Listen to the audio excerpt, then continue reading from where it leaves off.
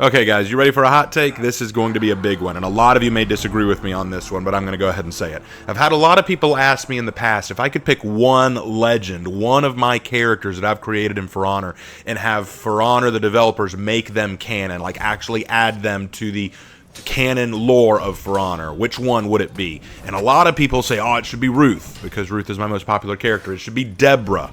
You know, everyone says it's one of these cool characters. And they say that it should be the Black Dragon, Richard Blackthorne. And again, they're all cool characters and I love them, but they're not the ones I'd pick. I would pick the Blue Dragon, Tian Zhilong. I want him to be canon. Now, don't get me wrong. If they made, Richard canon or Ruth canon, that'd be great. I'd love that. But if I had to pick only one, it would be this guy. Because I'll be 100% with you. I see in his future the Blue Dragon becoming the new Emperor of the Wulin. I just see this. I see this happening. It's in my mind, man. It's right there. Because the Blue Dragon, Tian Zhilong, I love his character. He is one of the first Wulin characters that I ever made a legend for. And now I know I made Bao Shin's first. I officially released Bao Shin's legend first. But Tian Zhilong, I think I had his planned even before that. But I was scared to write it because I was dealing with a very tricky twist that I wanted to add to it. So today what I want to do is talk about what led to the creation of the Blue Dragon, how I built this Zhang Jun, and why I built him the way he did. So follow me on this. It's going to be fun. So the first thing I thought when I saw the Blue Dragon, well, when I saw Zhang Jun, rather, I thought, this is a wise and experienced military commander. This is a dude who's seen a lot of war, a lot of battle. He's used to loss, he's used to sacrifice, but it still weighs on him.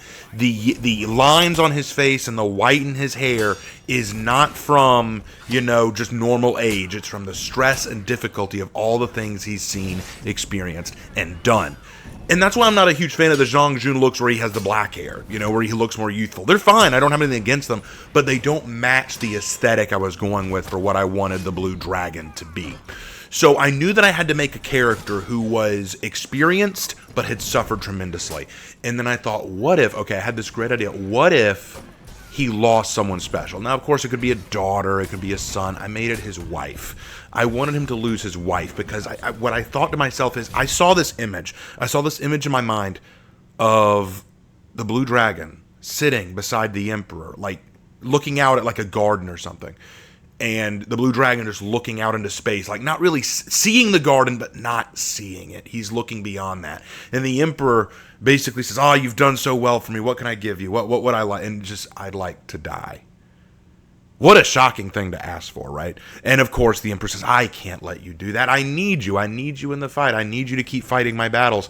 And of course, he will continue to fight his battles. But why? Why does he want to die? What's his reason? He lost his wife. And how did he lose his wife? Because of his failure, or at least his perceived failure. Because in the story, if you've heard the story, you know what happened. If you haven't heard the story, spoilers, go watch it, please. Please go watch that video, The Legend of Tian Zhilong. Please watch it. It is one of my favorites. But anyway, moving on. So his wife, who he is deeply in love with, she gets captured by an enemy, and this is a little before the Wulin invasion of Heathmore. This is when the Wulin are still trying to fight for control of China and to put Gao Lei in the emperor's seat, and they go up against this last great enemy. But to make sure that they beat him, the Blue Dragon, this legendary general that Gao Lei is called upon, they capture his wife, and they use his wife as a hostage. But his wife refuses. She will not be used as a hostage to ruin her husband, to destroy her husband. She won't let it happen. So she throws herself onto the spear of the enemy so that she will die and not become a bargaining chip. And this breaks the Blue Dragon, and he leads his armies to victory, and he holds his wife one more time, and she confesses she had to do it because she would not let herself be the downfall of her husband. And this destroys him. This breaks him. This is why he shows his age. This is why he has white hair, why he has lines on his face, because of the stress of what he's lost, all the pain, all the misery. And the thing is, he's a humble guy. He's not basking in his glory. He's never been like, oh, I'm so great, I'm so awesome. No, he was a very dutiful warrior, a dutiful soldier. He followed Gao Lei without question. He was always willing to do what was necessary to save and help the Wulin take power. The only thing he loved more than Gao Lei and the Wulin was his own wife. So I really, really enjoyed exploring that.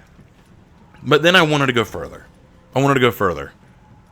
Because the question is, how did the enemy get hold of his wife? Wouldn't his wife be protected? Wouldn't his wife, be somewhere safe? Don't you think?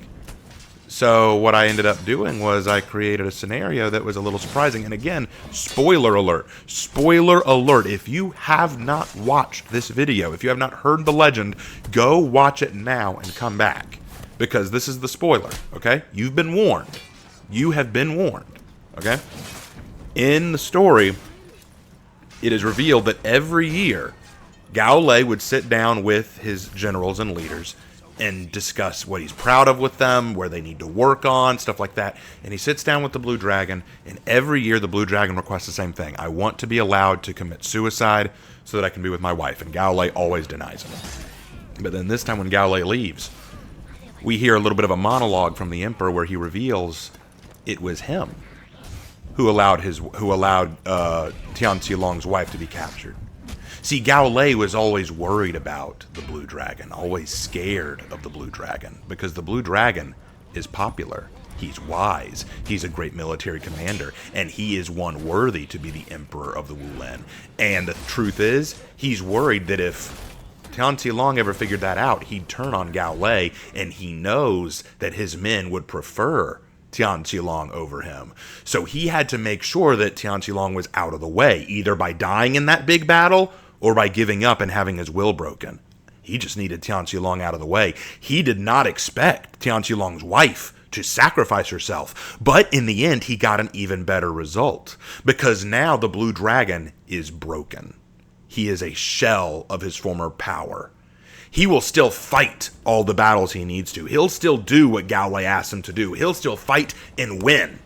But now every year he will ask for his death, because his life is Gao Lei's now. His wife is no longer holding the strings. He's no longer bound to his wife or his family. He's only bound to Gao Lei, and when Gao Lei's done with him, then he'll allow him to die, because Gao Lei doesn't believe in needless death. That's why the wife's death can't hurt him.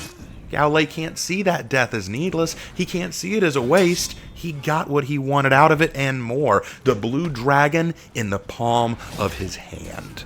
And through this twist, I made Gao Lei out to be even more conniving and tricky and dangerous than before. Because Gao Lei, let's be honest, we don't know a great deal about him in the lore, so I tried to build on that. He's a great leader, but he's a conniving son of a bitch, He's a conniving dude, and he's willing to take advantage of his most trusted general, his most trusted soldier, the great Blue Dragon Tian Zhilong, who was willing to do anything for his commander, anything for the Emperor. He was never going to betray Gao Lei, but Gao Lei could never take that chance, so he had to make sure that no matter what, he brought the Blue Dragon to heel, and he found a way to do it. And so it is a super tragic, it's a knuckle-biting story of this guy who was so loyal to his lord that he would never betray him, but the conniving nature of his lord wouldn't allow him to believe that.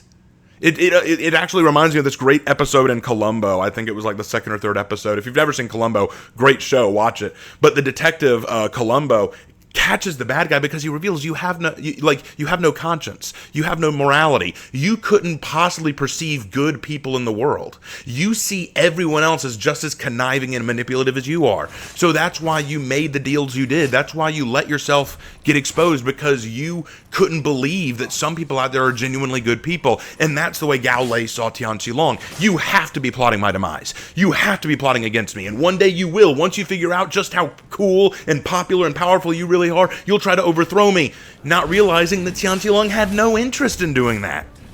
No interest. He was happy to serve Gao Lei. But because of Gao Lei's own mistrust, because of Gao Lei's own ambition, he destroyed his own follower. And the worst part is, he doesn't mind it. He doesn't mind it a bit. He is 100% fine with what he's done to his follower, to what he's done to his loyal general.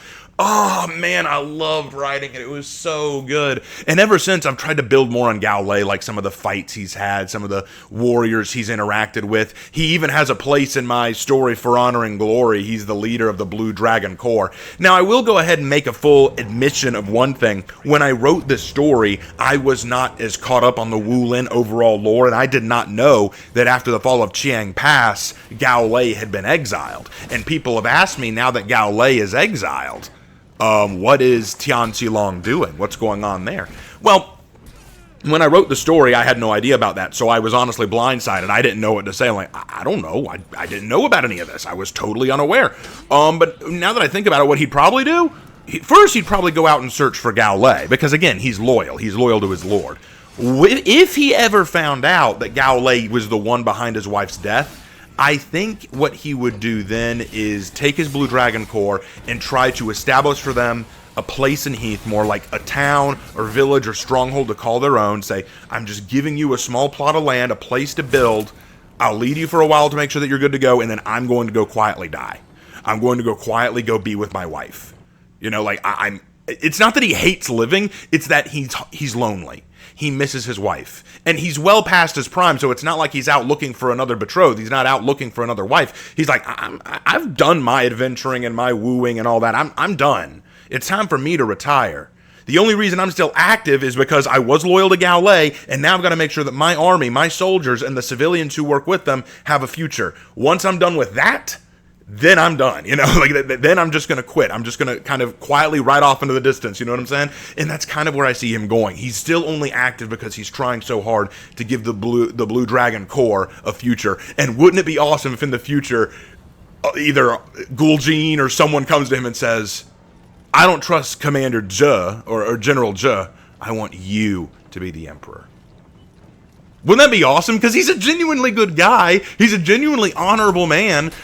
And honestly, it'd be like, you know, you are the rightful Emperor of the Wulin. You should be. You are better than Gao Lei.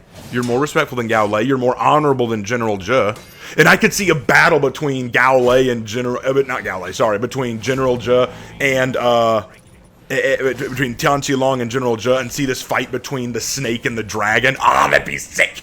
Oh, that'd be so cool. And then maybe Gao Lei makes a return and goes, I'm back, my beloved Blue Dragon. And maybe at this point, Tian Zhilong knows what he's done and guts him. Like, just, there's so much you could do with this, and that's why I love his story. I love Tian Zhilong. And it's so sad because so few people seem to like it.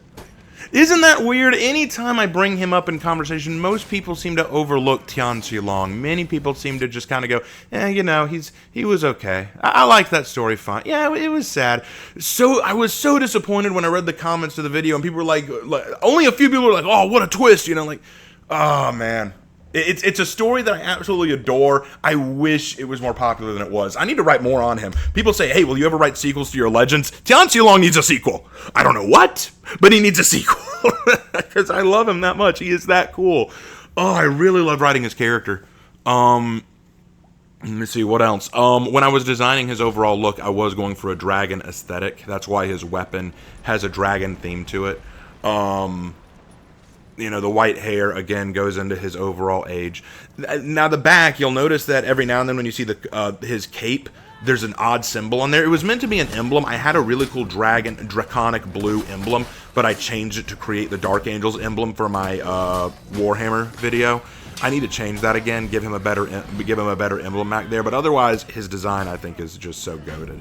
But anyway, what do you guys think of Tian Zhilong? Please let me know in the comment section. I'd love to hear people gush about my characters, and especially this one. Let me know down in the comment section what you think about him, what you think about the legendary Blue Dragon. Would love your thoughts and love your opinions. Anyway, that's all I got time for today. Thank you guys so much, and I will see you in my next video.